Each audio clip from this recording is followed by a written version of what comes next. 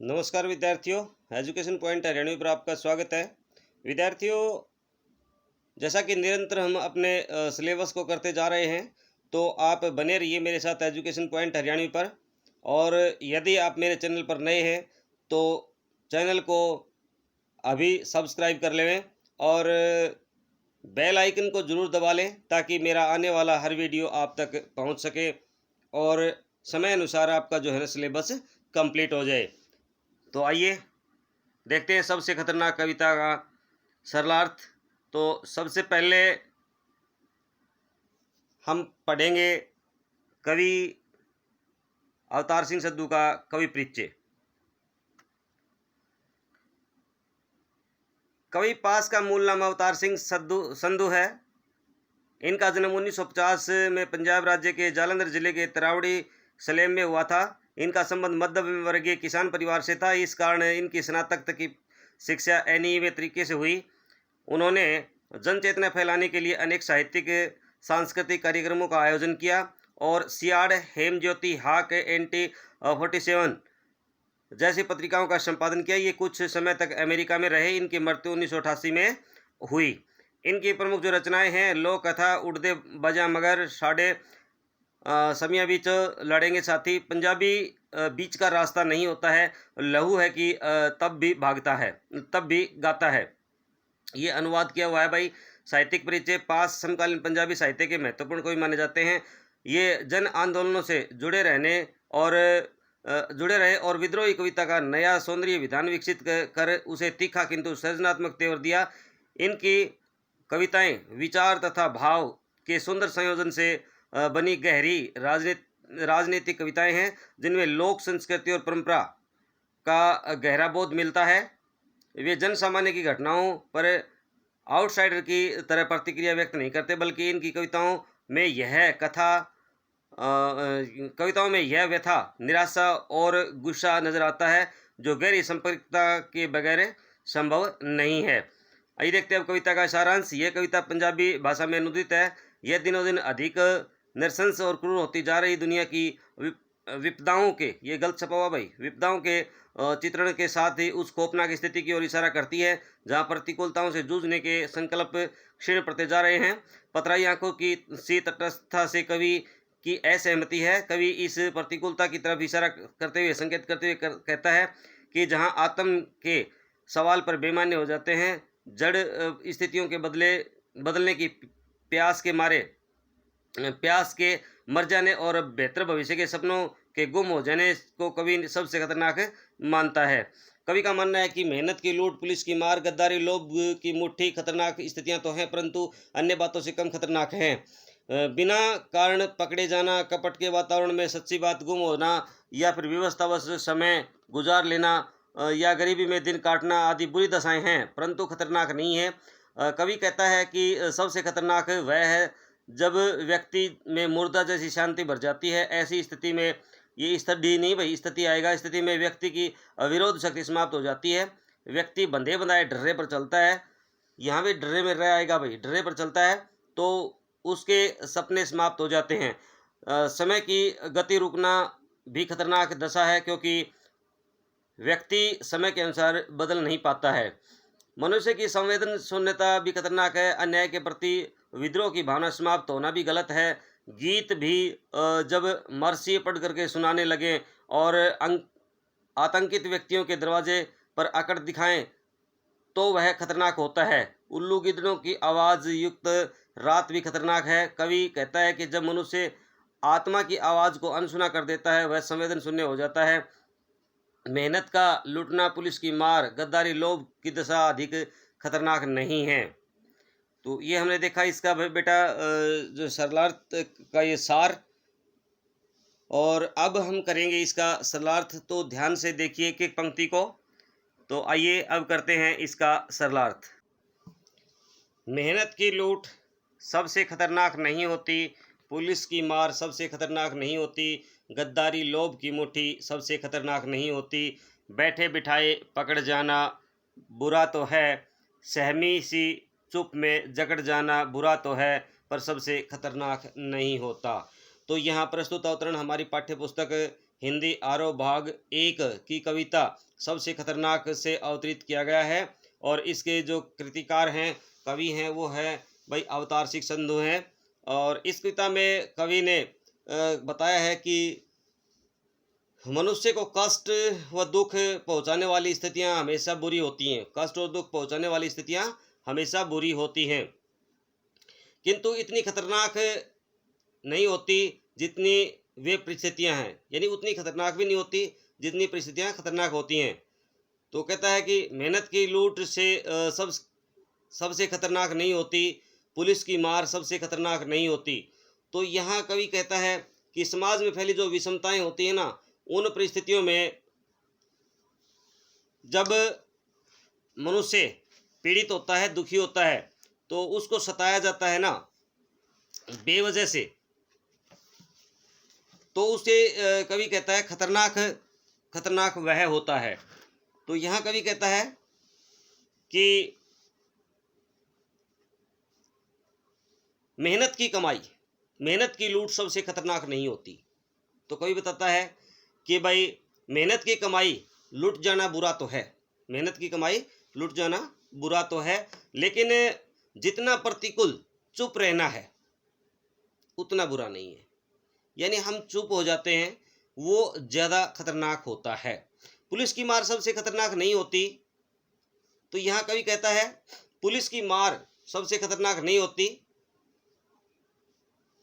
लेकिन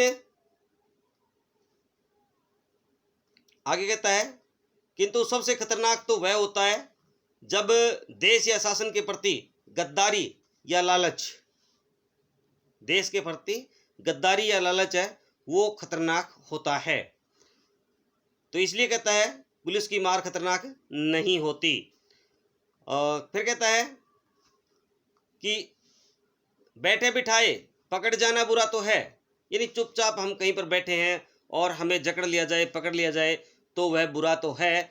सहमी सी चुप में जकड़ जाना बुरा तो है, पर सबसे खतरनाक नहीं होता, लेकिन वह उतना खतरनाक नहीं होता। तो यहाँ कवि है ना, वो इस प्रकार की स्थिति का वर्णन करता हुआ बताता है कि चारों ओर कपट और धोखे का शोर है वो मचा हुआ है, चारों ओर कपट और धोखे का शोर मचा हुआ है। वही सच्चा होते हुए भी कुछ नहीं कर सकना बुरा लगता है। यानी हम सत्य हैं लेकिन कुछ कर नहीं पा रहे हैं, तो हमें बुरा लगता है। आगे कहता है कपट के सर में सही होते हुए भी दब जाना बुरा तो है। कपट के सर में सही होते हुए दब जाना बुरा तो है, यानी कि हमारे चारों ओर का जो वातावरण है ना, कपट का जो वातावरण है उसमें दबे रहना बुरा तो है, लेकिन किसी जुगनू की लो में पड़ना बुरा तो है। किसी जुगनू के प्रकाश में पड़ना, अर्थात साधनों में जीवन जीना, अल्प साधनों में जीवन जीना बुरा लगता है। मुठियां बीच करके बस वक्त निकालना लेना बुरा तो है, पर खतरनाक नहीं है। मुठियां बीचने का देखो मुहावरे का यहाँ प्रयोग किया गया है। मुठियां बीचने का अर्थ होता है दब के रहना, विवश होकर के रहना, यानी विवश होकर के रहना, दुखदायी स्थिति में दब करके रहना, वक्त गुजारना बुरा तो है, लेकिन कवि कहता है सबसे खतरनाक नहीं है। तो कवि का कहना चाहता है कि हमारी जो भावनाएं दब जाती है ना, हमारी उन भावनाओं को हमें दबाना नहीं चाहिए, दफन नहीं करना चाहिए। यही संदेश है इसमें कवि का। तो इसलिए समाज इतना खतरनाक कवि को नहीं लगता है जितना वह दब्बू बन करके रहता है। इसमें कुछ विशेष बातें बताई हैं भाई। सबसे खतरनाक नहीं होती तथा बुरा तो है। कवि आवृत्ति में से परिस्थितियों की भयावहता का पता चलता है। सहमी सी चुप में उपमा अलंकार है। बैठे बिठाए में अनुप्रास अलंकार है। साधनहीनता के लिए जुगनू की लो का नया प्रयोग है। गद्दारी लोभ की मुट्ठी भी नया प्रयोग है। कथन में जोश, आवेश व मौलिकता है। मुठियां बीचकर बस वक्त निकाल लेना बिंब प्रभावशाली है। कवि की जो भाषा है सहज एवं सरल है। इसमें कुछ प्रश्न दिए गए हैं। सबसे पहले है कि सबसे खतरनाक नहीं होती वाक्यांश की आवृत्ति से कवि क्या कहना चाहता है। तो भाई इस वाक्य की आवृत्ति से कवि कहना चाहता है कि समाज में अनेक स्थितियां खतरनाक है, परंतु इससे भी खतरनाक स्थिति जड़ता एवं प्रतिक्रियाहीन होना है। कवि ने किन किन खतरनाक स्थितियों का उल्लेख किया है। तो कवि ने भाई बताया है मेहनत की कमाई, लुटना, पुलिस की मार, शासन के प्रति गद्दारी, लोभ करना, ये जो है ना स्थितियां बताई हैं कवि ने जो खतरनाक हैं। किसी जुगनू की लौ में पड़ने का आशय क्या है। तो जुगनू की लौ में पड़ने का आशय है भाई साधनहीनता की स्थिति में गुजारा चलाना बुरा है लेकिन खतरनाक नहीं है। मुठिया बीच करके वक्त निकालने का को बुरा क्यों कहा गया है।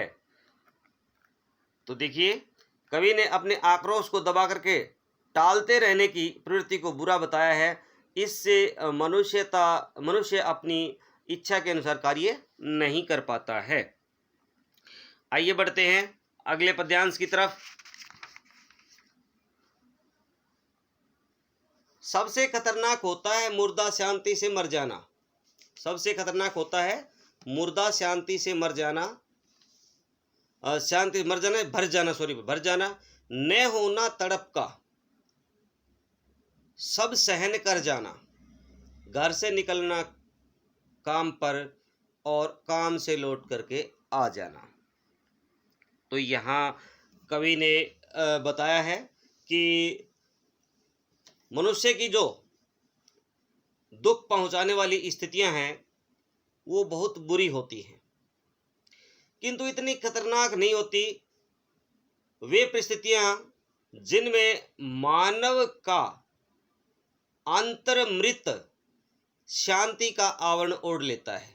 मृत शांति का आवरण ओढ़ लेता है, यानी कि मुर्दा शांति यानी मृत व्यक्ति के प्राय हो जाए, मृत व्यक्ति के समान हो जाता है। न होना तड़प का, सब सहन कर जाना, यानी समाज में फैली हुई विषमताओं के कारण मनुष्य जो है ऐसा हो जाता है वह केवल तड़फ करके रह जाता है, अपने मन के भावों को उजागर नहीं कर सकता है। घर से काम पर निकलना और शाम को वापस लौट आना, तो ऐसी गंभीर स्थितियों में वह सुबह घर से काम पर निकलता है और शाम के समय वह काम समाप्ति के पश्चात घर पर वापस लौट आता है, क्योंकि उसके है ना सपने इसमें टूट जाते हैं। वह केवल जीवन यापन करता है और तभी कवि इनको कहता है खतरनाक नहीं है। सबसे खतरनाक होता है हमारे सपनों का मर जाना, यानी हमारे सपनों में जो भाव होते हैं, जब समाज में विषमता फैलती है, विषमता के कारण हमारे सपने हैं ना वो दब करके रह जाते हैं और सपने मर जाते हैं। सबसे खतरनाक वह घड़ी है अपनी कलाई पर चलती हुई भी जो अपनी निगाह में रुकी हुई है। तो यहाँ कवि का जो मंतव्य है वो है कि कवि कहता है कि सबसे खतरनाक वह हमारी कलाई पर बंधी हुई घड़ी नजर आती है। हमें घड़ी चलने या न चलने से कोई फर्क नहीं पड़ता है, लेकिन हमारा जीवन है ना वो दिनचर्या के एक खास विषय और खास ढंग से चलती है, यानी समय चलता हुआ भी ठहरा हुआ प्रतीत होता है। ऐसी स्थिति में किसी प्रकार का परिवर्तन न होने की स्थिति ही सबसे खतरनाक होती है। यानी यहाँ कवि का कहना है कि जिस तरह से हमारे हाथ पर बंधी हुई घड़ी है वो हमें समय नहीं दे पाती है, हमें ठीक समय का जो है ना पता नहीं चलता है, उसी प्रकार हमारे काम करते रहने पर, अनवर्थ काम करते रहने पर भी हमारा जो विकास का चरण है, हमारा विकास है वो बिल्कुल अवरुद्ध हो जाता है, रुक जाता है और हम दब्बू बन करके रह जाते हैं। और ऐसी स्थिति को कवि ने खतरनाक स्थिति बताया है। देखिए आगे कवि ने जीवन में आशा व समय अनुसार परिवर्तन की मांग करता है। घड़ी में श्लेष अलंकार है, सपनों का मर जाना लाक्षणिकता है, मुर्दा शांति में भाव स्पष्ट हो गया है, भाषा व्यंजन प्रधान है, खड़ी बोली है और अनुप्रास अलंकार की छटा है वो यहाँ द्रष्टव्य है। तो आगे देखिए प्रश्नोत्तर भाई, कवि के अनुसार सबसे खतरनाक क्या होता है? तो कवि के अनुसार सबसे खतरनाक वह स्थिति है जब मनुष्य प्रतिक्रिया नहीं करता है, जताता है, वह उत्साहहीन हो जाता है। मुर्दा शांति से क्या अभिप्राय है? मुर्दा शांति से अभिप्राय मानव, ये माने नहीं है भाई, मानव है। मानव जीवन में जड़ता और निष्क्रियता का भाव होना है, अर्थात अत्याचारों को मूक बन करके सहते जाना और कोई प्रतिक्रिया न व्यक्त करना। अगला प्रश्न है, सपनों के मर जाने से क्या होता है? सपनों के मर जाने से मनुष्य की कामनाएं, इच्छाएं समाप्त हो जाती हैं, वह वर्तमान से संतुष्ट रहता है। इस प्रवृत्ति में से समाज में नए विचार व आविष्कार नहीं हो पाते हैं। अगला प्रश्न है, घड़ी के माध्यम से कवि क्या कहना चाहता है? तो भाई घड़ी के माध्यम से, घड़ी समय बताती है, वह समय की गतिशीलता दर्शाती है तथा मनुष्य को समय के अनुसार बदलते रहने की प्रेरणा देती है। मनुष्य द्वारा स्वयं को न बदल पाने की जो स्थिति है वो बहुत ही खतरनाक होती है। तो आइए विद्यार्थियों, बने रहिए मेरे साथ एजुकेशन पॉइंट हरियाणवी पर। विद्यार्थियों, कविता थोड़ी सी बड़ी जरूर है, लेकिन बने रहिए आप मेरे साथ। यदि आपको कविता सीखनी है तो बने रहिए एजुकेशन पॉइंट हरियाणवी पर। अगला पद्यांश भाई, प्रसंग पूर्वक, सबसे खतरनाक वह आंख होती है जो सब कुछ देखती हुई भी जमी बर्फ होती है। तो कवि कहता है कि सबसे खतरनाक वह स्थिति होती है जब कोई बुरी स्थिति हमारे सामने घटती है और हम उसका बयान नहीं कर सकते, तो वह हमारे लिए खतरनाक होता है। यानी हमारी दृष्टि तब खतरनाक होती है कि देख करके भी हम उस पर कोई प्रतिक्रिया नहीं कर सकते और केवल हमारी आंखें हैं बर्फ, जमी हुई बर्फ के समान शून्य या जड़ बन जाती हैं। जिसकी नज़र दुनिया को मोहब्बत से चूमना भूल जाती है, जो चीज़ों से उठती अंधेपन की भाप पर दुलक जाती है। और भाई जब हमारी आंख जमी हुई बर्फ के समान हो जाती है ना, तो हम क्या करते हैं कि जो दृष्टि संसार को प्रेम नहीं कर सकती ना, वो अंधेपन की और कट्टरता से युक्त होकर के रुक जाती है, जो दैनिक जीवन के नियमों को निभाती हुई चलती है, जो बिना किसी उद्देश्य के हर रोज जीवन की व्यर्थ बातों की थोड़े बहुत परिवर्तन के साथ दोहराती चली जाती है। तो यह खतरनाक है भाई, उसके कारण मनुष्य की जो गतिशीलता है वो समाप्त हो जाती है। तो आगे कवि कहता है कि रोजमर्रा जो चीज़ों से उठती अंधेपन की भाप पर दुलक जाती है, जो रोजमर्रा के क्रम पर पीती हुई एक लक्ष्यहीन दुराव के उलटफेर में खो जाती है। यानी जो चीज़ें हम देखते हैं लेकिन रोजमर्रा के क्रम में, यानी पर दैनिक क्रियाओं को देखने के पश्चात भी हमारा जीवन है अंधेपन जैसा हो जाता है और हम कुछ भी व्यक्त नहीं कर पाते हैं और ऐसी स्थिति में हम लक्ष्य से रहित हो जाते हैं और दुराहों के उलटफेर में हम दो राहों के उलटफेर में हम खोए रहते हैं और हमारा जीवन बहुत ही खतरनाक बन जाता है। तो ऐसी स्थिति को कवि ने खतरनाक स्थिति माना है। इसमें विशेष देखिए, कवि शून्यता पर गहरा व्यंग्य करता है। जमी बर्फ मोहब्बत से चूमना, अंधेपन की भाप, रोजमर्रा के कर्म को पीते हैं आदि ऐसे नए भाषिक प्रयोग हैं। जमी बर्फ संवेदनशीलता का परिचायक है भाई, भाषा में व्यंजना प्रधान है, अंधेपन की भाप में रूपक अलंकार है और खड़ी बोली का प्रयोग है। आइए अब देखते हैं कुछ इसके अभ्यास के ये जो अर्थकरण संबंधी जो प्रश्न है वो। तो कवि कैसी आंख को खतरनाक मानता है? तो कवि भाई उस आंख को खतरनाक मानता है जो अन्याय को देखकर भी कोई प्रतिक्रिया नहीं कर सकती। दुनिया को मोहब्बत की नज़र से चूमने वाली आंख को कवि खतरनाक क्यों मानता है? दुनिया को मोहब्बत की नज़र से न चूमने वाली आंख को कवि इसलिए खतरनाक मानता है क्योंकि ऐसी नज़र में प्रेम व सौंदर्य की भावना समाप्त हो जाती है। ऐसी आंख हर वस्तु को घृणा की दृष्टि से देखती है। अगला है, रोजमर्रा के कर्म को पीती हुई पंक्ति का आशय बताइए। भाई इसका अर्थ है वह जिंदगी जो दैनिक क्रियाओं में संवेदनहीनता के साथ भटकती रहती है।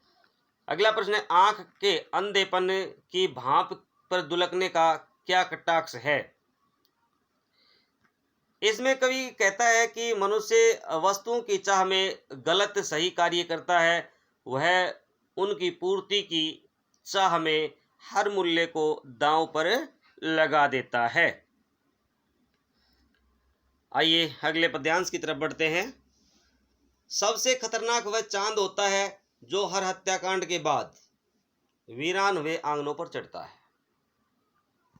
पर उसकी आंखों की मिर्चों की तरह नहीं गड़ता है। तो यहाँ कवि ने चंद्रमा के माध्यम से उन स्थितियों को प्रकट करने का जिक्र किया है जब हत्याकांड और हिंसात्मक घटनाएं घटती है ना, उनके पश्चात भी हमारी जो दिनचर्या है वो स्वाभाविक चलती रहती है, हम कोई विरोधाभास नहीं करते। यानी उदाहरण के तौर पर हमारे सामने यदि कोई घटना घटित हो गई, कोई हत्याकांड हो गया और हम फिर सामान्य जीवन व्यतीत करते हैं, हम उसका कोई भी विरोध नहीं जताते हैं, तो ऐसी जिंदगी को कवि ने खतरनाक बताया है। कहता ना कि सबसे खतरनाक वह चांद होता है जो हत्याकांड के बाद वीरान वे आंगनों पर चढ़ता है, पर आंखों की मिर्चों की तरह नहीं गड़ता है। तो यहाँ कवि कहता है कि हत्याकांड जैसे हादसों से कवि का मन अत्यंत दुखी होता है, किंतु वह इस बात से थोड़ा सा भी खिन्न है कि लोग हिंसात्मक घटनाओं से जरा प्रभावित न होकर के स्वाभाविक दिनचर्या निभाते हैं। यह स्थिति सबसे खतरनाक होती है जिस प्रकार हत्या के पश्चात शोकाकुल आंगनों में चांद चढ़ आता है और उसका आना बुरा नहीं लगता है, अपितु उसे स्वीकार कर लिया जाता है।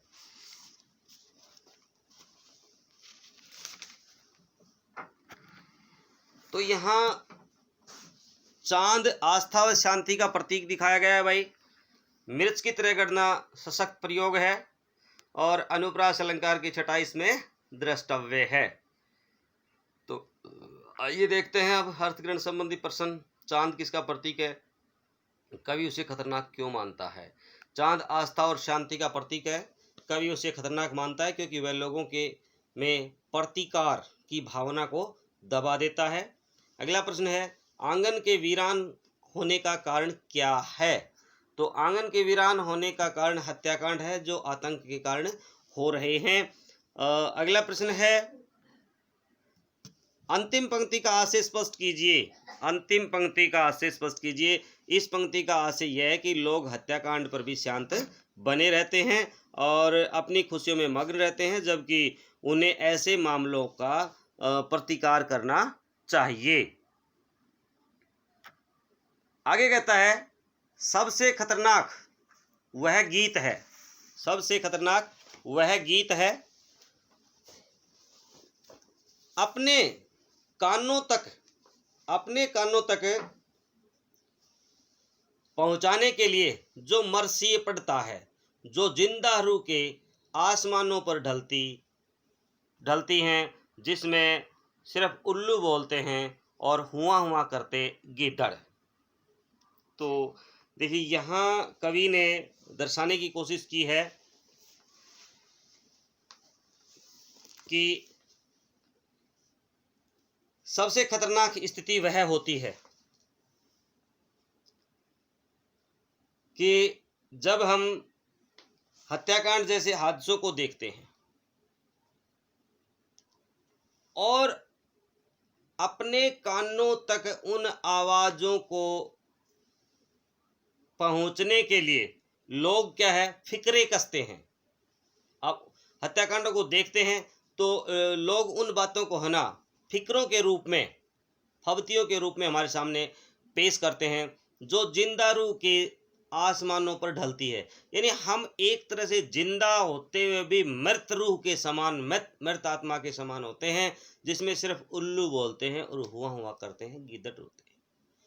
यानी हमारा जीवन उन व्यक्तियों के समान होता है, उल्लुओं के समान होता है कि जब रात्रि सोई होती है, सुनसान रात्रि में उल्लू बोलते हैं, या फिर कहीं पर गिद्धड़ों की जो आवाज़ है वो हमें सुनाई देती हैं। यानी हमारी जो ज़िंदगी है ना, रात की तरह वीरान सोई हुई हो जाती है, हम उस पर किसी तरह की कोई प्रतिक्रिया नहीं कर सकते हैं। आतंकित लोगों के दरवाजे पर जो गुंडे की तरह अकड़ता है, सबसे खतरनाक वह रात होती है।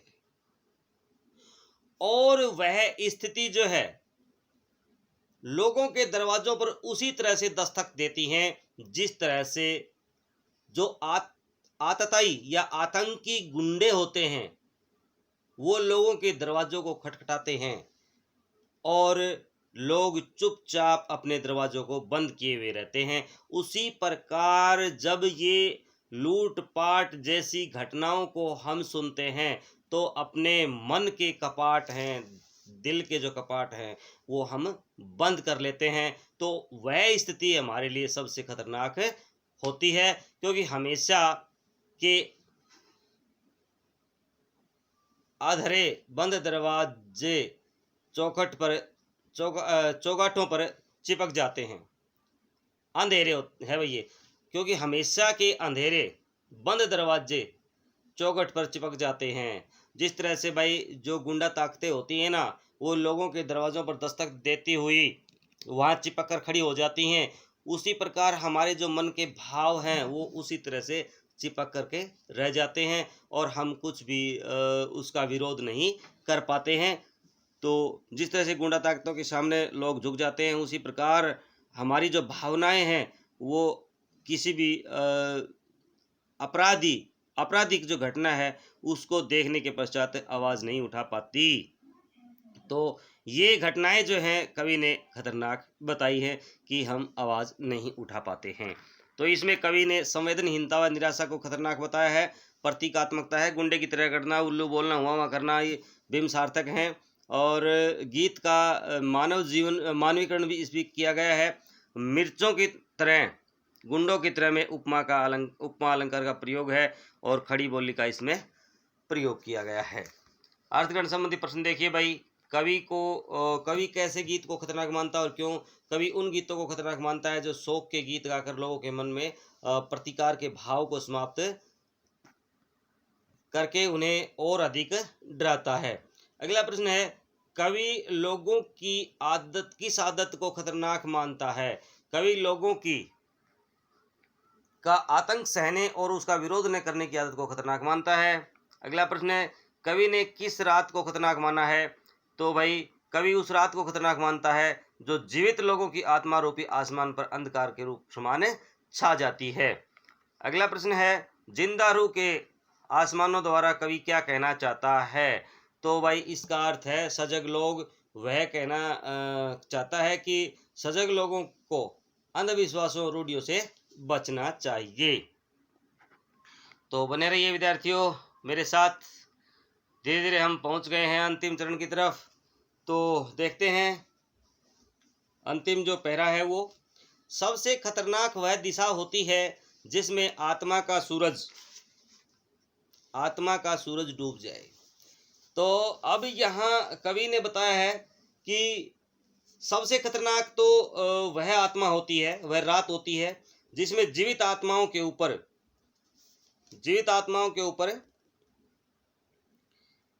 रात ढल जाती है।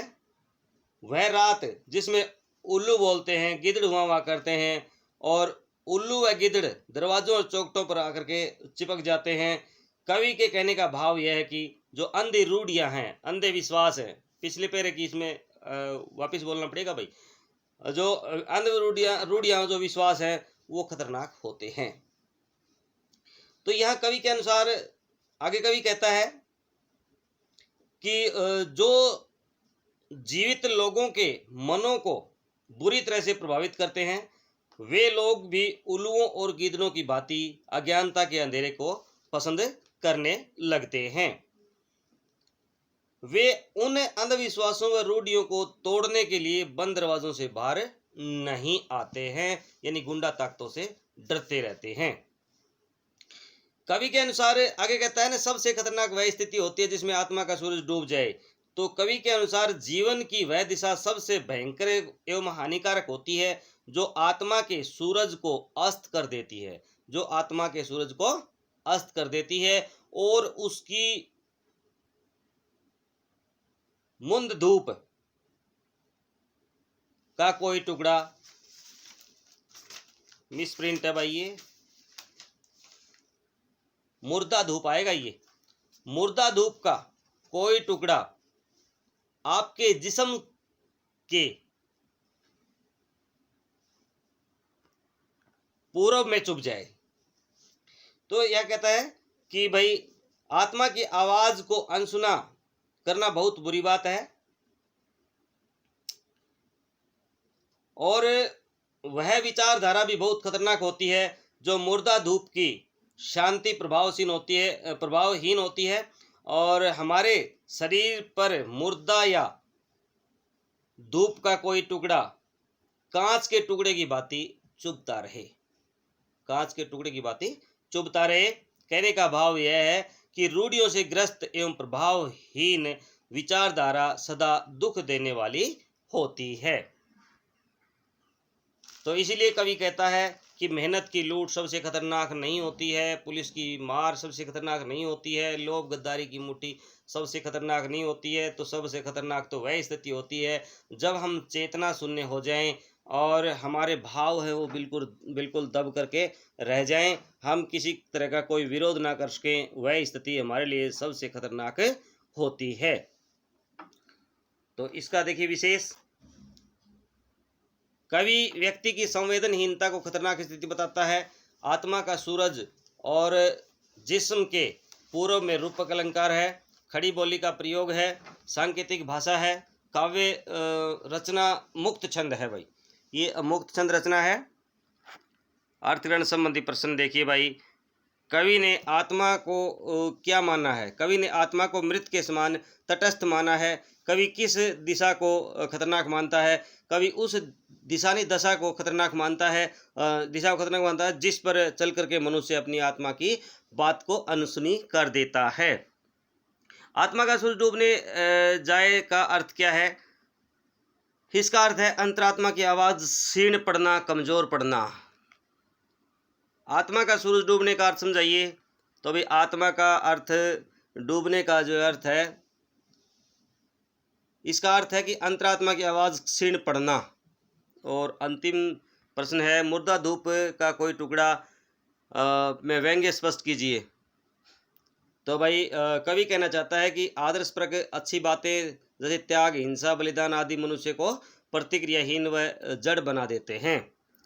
तो विद्यार्थियों, ये देखा हमने आज सबसे खतरनाक कविता का अनुवाद। आशा आपको समझ में आ गया होगा और इससे अगले वीडियो में मैं आपके लिए लेकर के आ रहा हूँ इस कविता के सभी प्रश्न। तो तब तक बने रहिए एजुकेशन पॉइंट हरियाणवी पर आप मेरे साथ।